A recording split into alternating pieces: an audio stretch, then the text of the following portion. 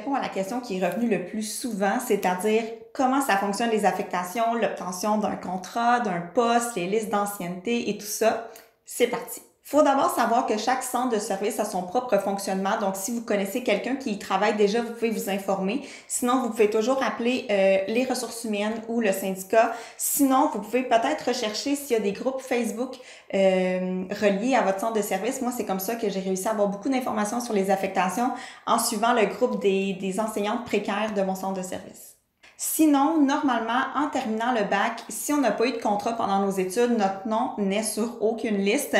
Il suffit d'avoir un premier contrat pour que notre nom puisse y apparaître. Puis comment on peut faire? Ben moi, mon expérience personnelle, c'est que je suis allée porter des CV dans les écoles qui avaient encore des contrats à combler après les affectations du mois d'août.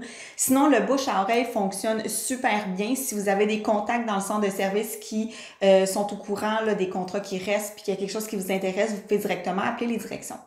Une fois que notre nom est sur les listes, durant l'été, au mois d'août, on reçoit une lettre ou un courriel pour nous inviter à la séance d'affectation. Puis quelques jours avant cette séance-là, il y a 2 listes qui vont sortir. La liste d'ancienneté pour savoir à quel niveau vous vous retrouvez. Donc, vous allez pouvoir littéralement compter il y a combien de personnes qui vont choisir avant vous dans votre champ. Et il y a aussi la liste des contrats et des postes disponibles qui vont sortir. Donc, quelques jours avant, c'est rarement plus que 48 heures, là, 48 heures, 24 heures.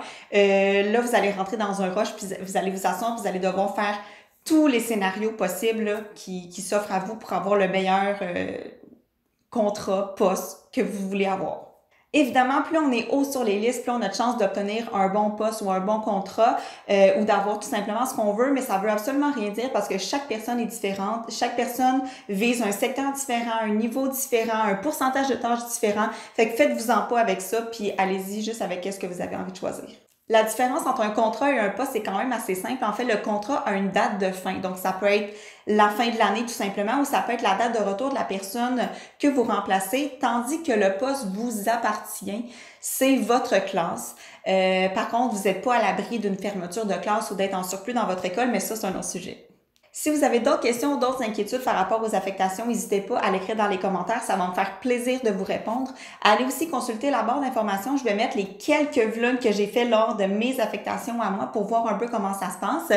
Et n'oubliez pas de vous abonner à ma chaîne et de consulter la liste de lecture Insertion professionnelle pour consulter d'autres capsules comme celle-ci.